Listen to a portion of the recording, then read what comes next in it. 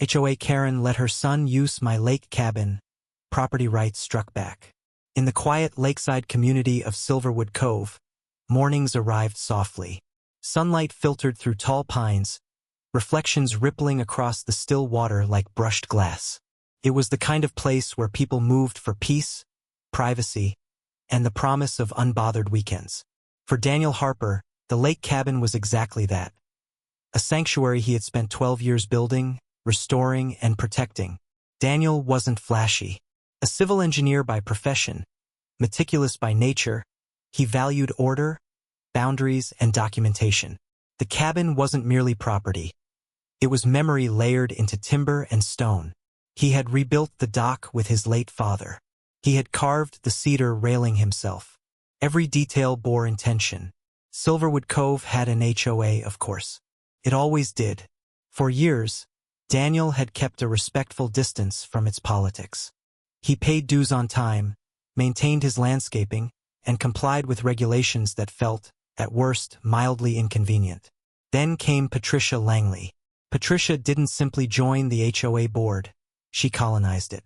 Within months of moving in, she became its loudest voice, its self-appointed enforcer of community standards.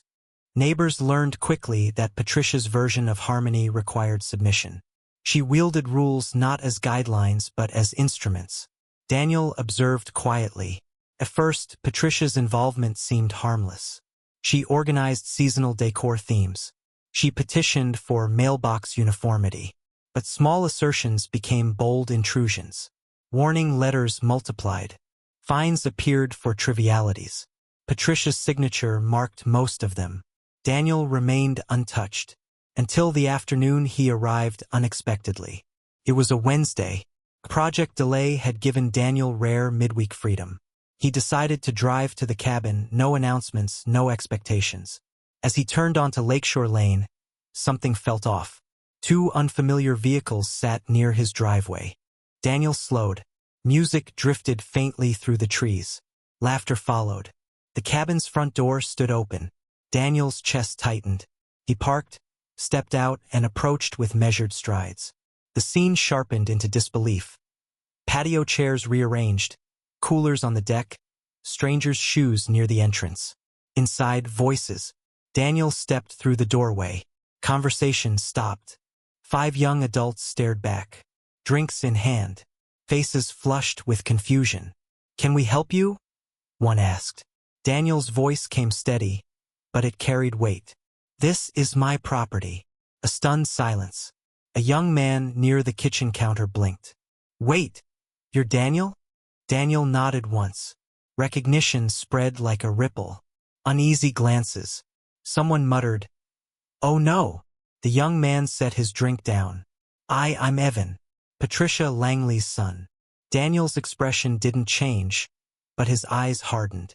Evan rushed forward defensively. "My mom said we could use the place.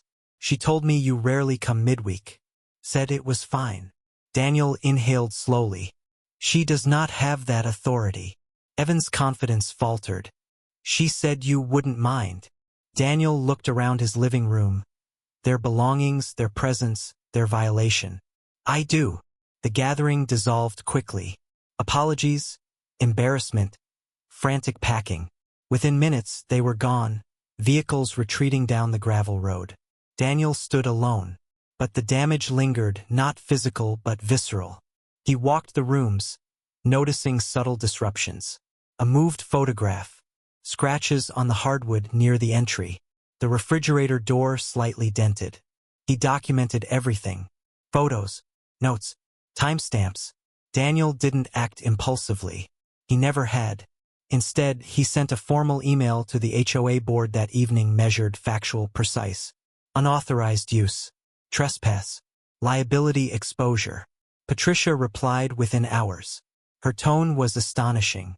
"Oh, Daniel, please don't be dramatic. Evan simply used the cabin for a small gathering.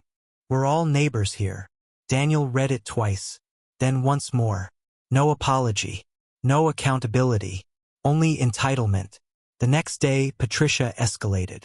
She posted in the community forum, framing Daniel as uncooperative and hostile to neighborly sharing. Comments divided predictably. Some supported Patricia's narrative. Others remained silent. Daniel responded with evidence. Photos, property deed excerpts, HOA bylaws highlighting lack of authority. The thread exploded. Patricia did not retreat.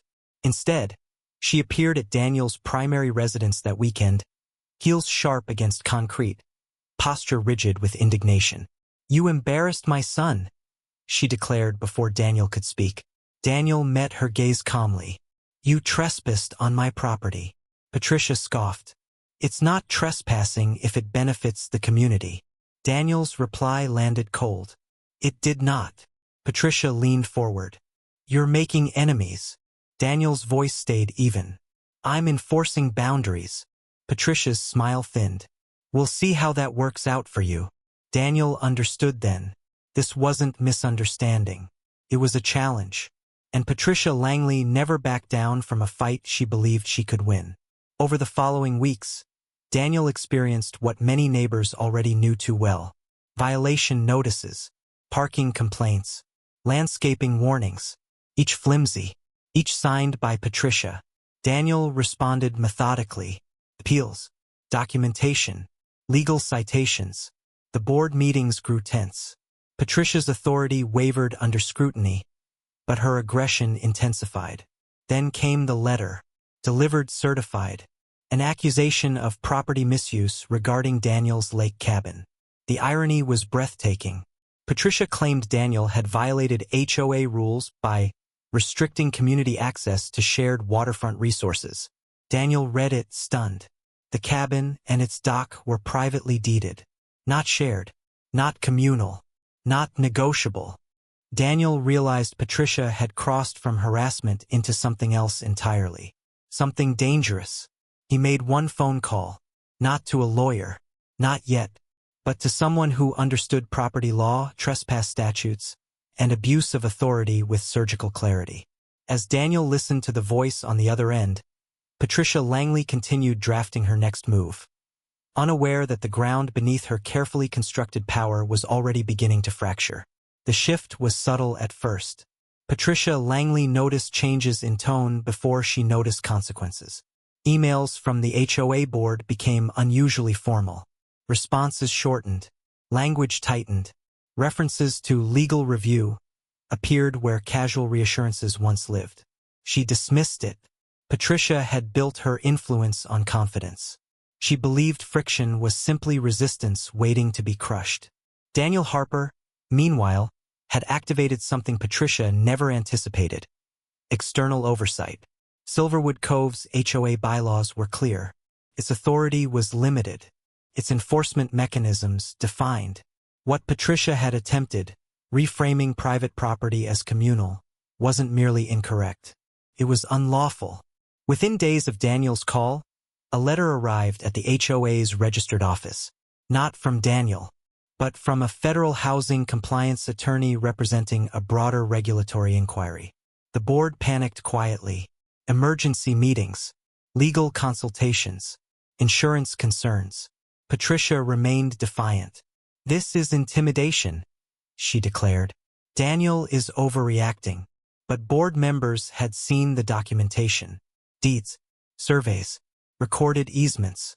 There was no ambiguity. Investigators requested records, communications, enforcement histories, complaint origins. Patterns emerged rapidly. A disproportionate number of violation notices bore Patricia's authorship. Targeted, selective, retaliatory. Then came witness statements. Neighbors previously silent now spoke freely. Stories of pressure, threats, manufactured complaints. The inquiry widened. Patricia received her notice 2 weeks later. Formal interview request. Her confidence flickered. Daniel didn't celebrate. He didn't posture. He continued as he always had, quiet, prepared, patient. Patricia attempted damage control. Emails reframing intent.